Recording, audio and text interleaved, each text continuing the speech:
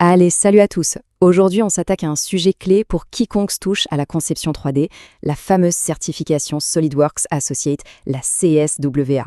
C'est ce petit quelque chose qui peut vraiment faire la différence sur un CV, qu'on soit encore aux études ou déjà dans le monde du travail. On va décortiquer tout ça ensemble. Alors, voilà le programme du jour. On va d'abord voir ce que c'est cette CSWA. Ensuite, on plongera dans les compétences qu'il faut absolument maîtriser. On décodera le format de l'examen. On regardera un exemple concret et on terminera avec le parcours pour l'obtenir. Bref, tout ce qu'il faut savoir. Allez, on y va. Bon, première étape, la question essentielle. La CSWA, c'est quoi au juste? À quoi ça sert concrètement? Est-ce que c'est juste une ligne de plus sur le CV ou est-ce que ça a une vraie valeur sur le marché du travail?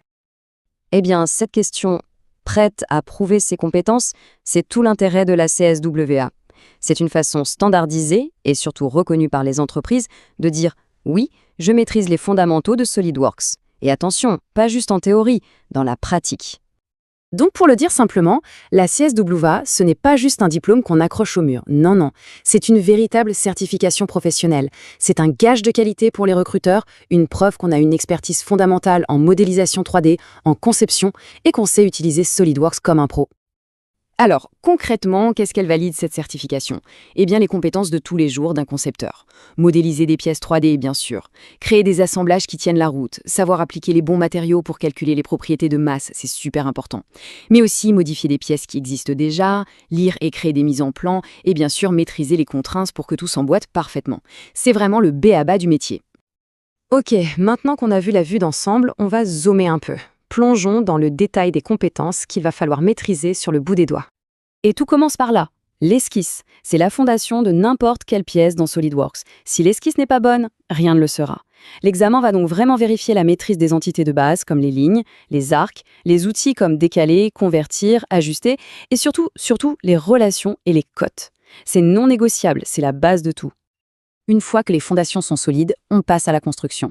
C'est là qu'on transforme nos esquisses 2D en vrais objets 3D. L'examen va tester la capacité à utiliser les fonctions essentielles, extrusion, révolution, balayage, mais aussi à modifier ses formes avec des congés, des chanfreins et à utiliser des outils plus avancés comme les répétitions ou la géométrie de référence. La précision ici est absolument cruciale. Et pour finir, une pièce toute seule, ça sert rarement à grand-chose. Il faut donc savoir créer des assemblages. L'examen va s'assurer qu'on sait insérer des composants, leur appliquer les bonnes contraintes pour qu'ils bougent comme prévu. Et la dernière étape, tout aussi importante, la mise en plan. Savoir créer des vues claires, ajouter des annotations et vérifier les propriétés de masse de l'ensemble. C'est le cycle complet du concepteur. Bon, on sait maintenant quoi réviser. Passons à la question du comment. Comment l'examen est-il structuré? C'est super important de le savoir pour ne pas être surpris le jour J.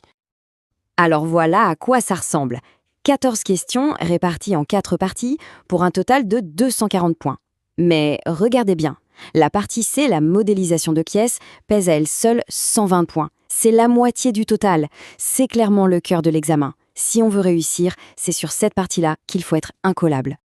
Et pour répondre à ces 14 questions, on a 3 heures, 180 minutes.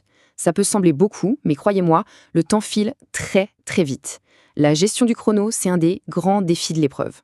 Le score parfait, c'est donc 240 points. Chaque question a son importance. Mais la grande question, c'est combien de points faut-il pour décrocher la certification? Et la réponse, c'est 165. Il faut obtenir au moins 165 points sur 240 pour réussir. Ça correspond à peu près à 69%. Donc on n'a pas besoin d'être parfait, il y a une petite marge pour l'erreur, mais il faut quand même être très solide sur la majorité des questions. Bon, assez de théorie. Pour que ce soit vraiment parlant, on va décortiquer un exemple type de question de modélisation. Une de celles qui valent beaucoup de points. Voilà, tout commence comme ça, un énoncé clair qui pose le problème.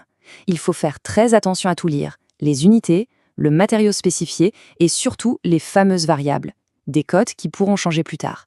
Bien lire l'énoncé, c'est 50% du travail. Ensuite, on reçoit ça, le plan de la pièce à modéliser. Et là, c'est un test de lecture de plan pur et dur. Il faut savoir interpréter chaque vue, chaque cote, chaque détail. La moindre erreur de lecture et la géométrie de la pièce sera incorrecte et donc le résultat final aussi.